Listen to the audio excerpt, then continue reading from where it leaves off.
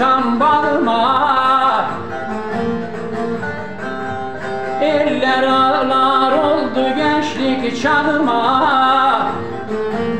Ferhat gibi çıktım şirin dalına, mecnun olup çöle düştüm. Duymamış imansız yar, duymamış kitapsız yar, duymamış vefasız yar, duymamış yar, duymamış.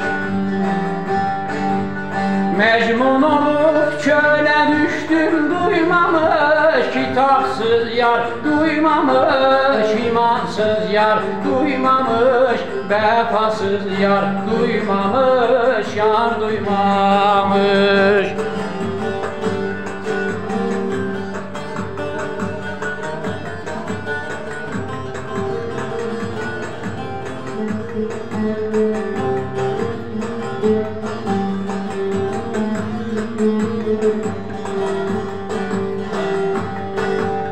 Boşa döktüm gözlerimin yaşını,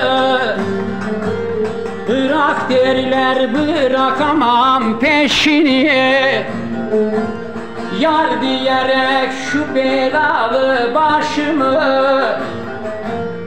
duvarlara vurduğumu duymamış imansız yar, duymamış kitapsız yar, duymamış vefasız yar, duymamış yar, duymamış.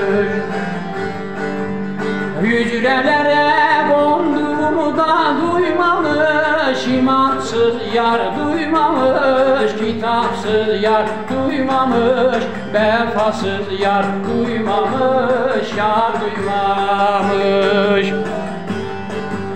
Hücrelere konduğumu da duymamış imansız yar, duymamış kitapsız yar, duymamış vefasız yar, duymamış yar, duymamış.